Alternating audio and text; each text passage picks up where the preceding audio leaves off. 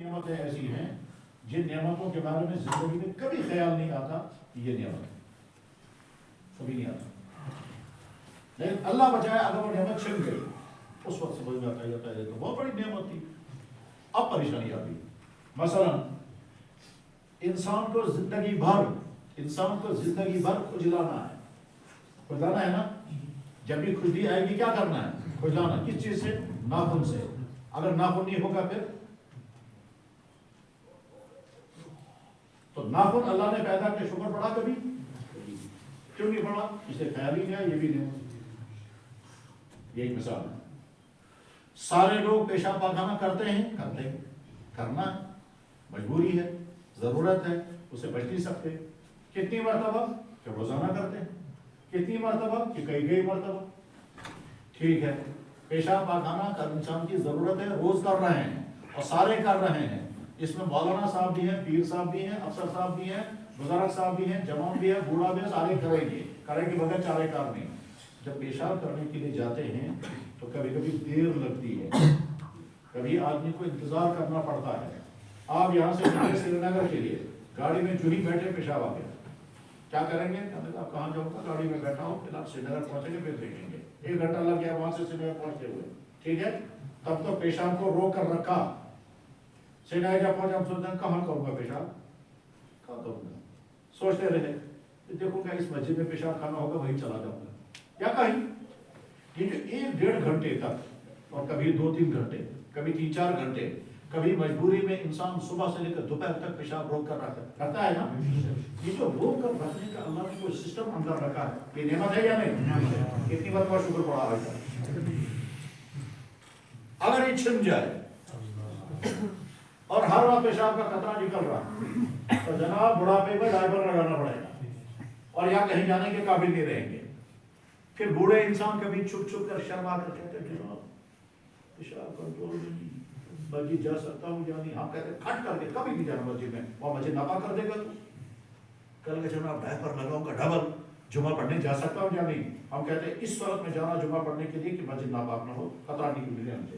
اب وہ باندھ کر کے آتا ہے، پھر ڈرتا ہے کہیں مسجد ناپاک ہو گئی تو میری نماز جو بھی ہوگا وہ ہوگا، میری وجہ سے بیچاروں کی نماز خراب ہو جائے گی۔ تو پیشاب روک کر رکھنے کا سسٹم جو اللہ نے دیا یہ نعمت ہے یا نہیں؟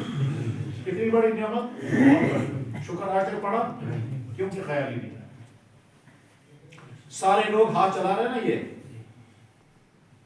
سارے کام اسی سے کرتے ہیں، بند بھی کرنا، پکڑنا بھی ہے، کھانا ہے اسی سے کھانا ہے، لقمہ توڑ رہے ہیں، منہ میں ڈال رہے ہیں، یہ کر رہے ہیں، وہ کر، یہ سارا تب ہے کہ جب یہ ہے کیا؟ یہ جو پڑھے لکھے لوگ ہوں گے وہ سمجھیں گے، کہتے ہیں نرو سسٹم صحیح ہے، نرو سسٹم اسی لیے، اور جو ہی مر جائیں گے تو نہیں ہو جائے گا، نہیں ہوتا ہے۔ جو نرو سسٹم اللہ نے رکھا ہے جسے ہم جو یوں کر رہے ہیں، یہ نرو سسٹم یہ اللہ کی مہربانی ہے یا نہیں؟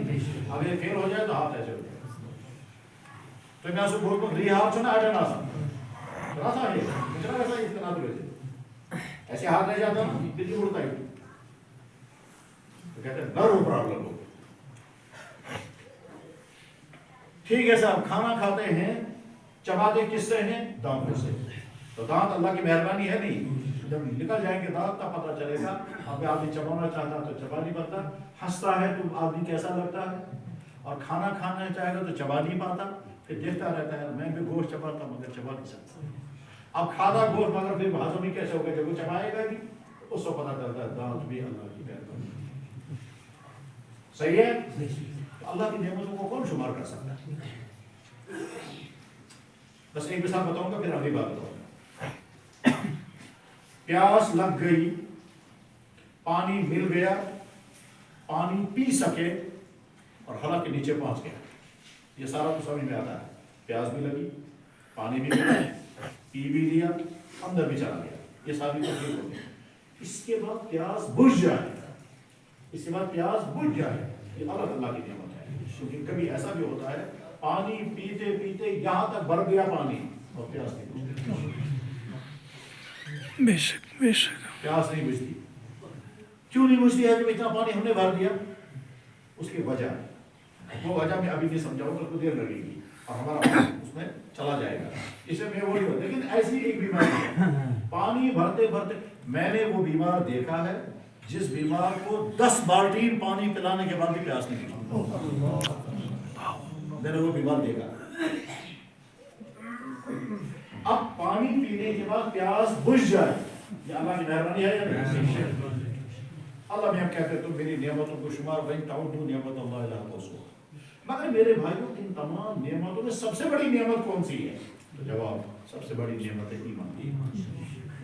اگر ایمان نہیں ہوگا تو پھر ہم جہاں نہیں، پھر ہم مسلمان کے بیٹے، پھر ہم نے جب ہم پیدا ہوئے تو ہم کو اذان نہیں پڑی ہوگی، پھر ہمارا یہ نام نہیں ہے. ایک کا نام عبداللہ، ایک کا نام عبد الرحمن، ایک کا نام غلام رسول، ایک کا نام غلام محمد، ایک کا نام کچھ. یہ جو جتنے ہیں یہ ساری نام سے چلیے مسلمان کا مسلمان. اگر یہ مسلمان ہم نہ ہوتے تو یہ نام بھی نہیں ہوتا. جب ہم پیدا ہوئے تو ختمہ بھی نہیں ہوتا. جب ہم پیدا ہوئے تو اذان نہیں پڑی ہوتی. جب ہم پیدا ہوئے تو ہمارے ماں باپ نے شکر نہیں ہوتا اللہ کو مانتے تھے تو شکر کہاں پڑیں گے؟ ہم مسلمان ماں کے پیٹ میں تھے تو وہ ماں ہماری دل میں 10 مرتبہ کہہ تو یا اللہ یہ بچہ یہ ٹھیک خدا اس بچ تو تم کو سمجھ ٹھیک. اور ہو سکتا ہے منتیں بھی مانی ہوں گی، اور ہو سکتا ہے دعائیں بھی کرتی ہوگی، اور ہو سکتا ہے گھر میں ایک ہی بیل تھا وہی رکھا آسان کے لیے بچہ ٹھیکانا کرتے ہیں ایسے ہی لوگ. سب ہے جب مسلمان پھر جب پیدا ہوئے تو اذان پڑھی، پھر پیدا ہوئے تو مسلمان نام رکھا، پھر لڑکا جو تھا اس کو ختمہ کیا. یہ سارا تب ہے کہ جب مسلمان کے گھر میں پیدا ہوئے اور گھر میں اللہ نے ایمان کے دوارا کہا. اگر کسی کافر گھر میں پیدا ہوئے تو پھر کیا ہوتے ہیں؟ سوچے یا اللہ اگر مسلمان کے گھر میں نہیں ہو تو کہاں ہوگا؟ کیا پتا کس کے گھر میں ہوتا، میرا کیا نام ہوتا، میری شکل کیسی ہوتی، میں نے وہاں کیا کیا ہوتا. میں اس مسلمان کے گھر میں پیدا ہوا، پیدا ہوتی اس نے اذان پڑھی ہوگی. وہاں اگر میں پیدا ہوتا کیا پتا وہ مجھے کیا پلاتے کیا کھلاتے.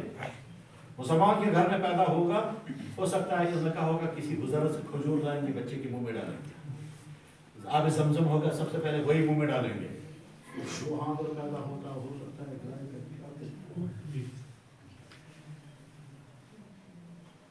اللہ نے ایمان کی دولت عطا فرمائی.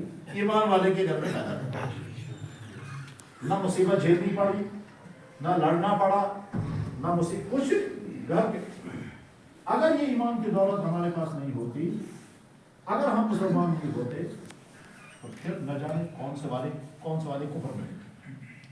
ہو سکتا ہے وہاں کفر میں ہوتے دولت، عہدہ، عیش، پیسہ، کرسی سب کچھ ہوتا ہے تو ایمان نہیں ہوتا تو نتیجہ کیا ہوتا؟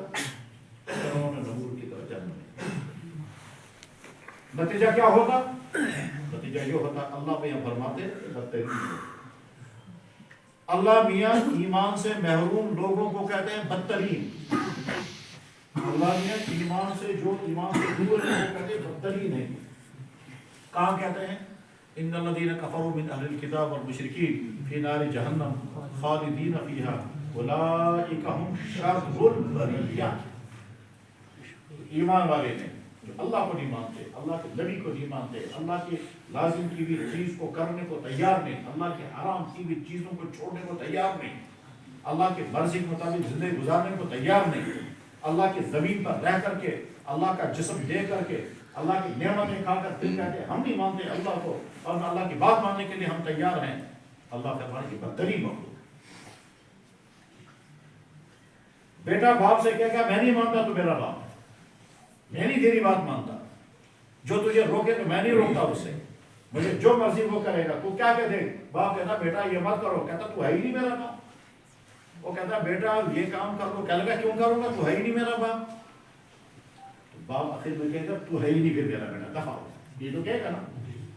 جب بیٹا بار بار کہے گا تو میرا باپ نہیں، تیری بات مجھے نہیں ماننی ہے، تیرا حکم مجھے نہیں ماننا ہے، تو آخر میں باپ کیا کہے گا پھر تو بھی میرا بیٹا نہیں. اور ان لوگ سے پوچھیں کیا آتا ہے دفع ہو جائے گی، ہے ہی نہیں میرا بیٹا. یہ تو کہیں گے نا. اللہ میں ابھی کہتے ہیں اسے جو مجھے نہیں مانتے، میری زمین پر بس رہے ہیں، میری پیدا کی ہوئی چیزیں کھا رہے ہیں، میرا دیا ہوا جسم استعمال کر رہے ہیں، میں نے سب کچھ ان کو دیا، ان کے گائے کے تھن میں دودھ میں نے پیدا کیا، ان کے درخت اور پھل میں پیدا کر رہا ہوں.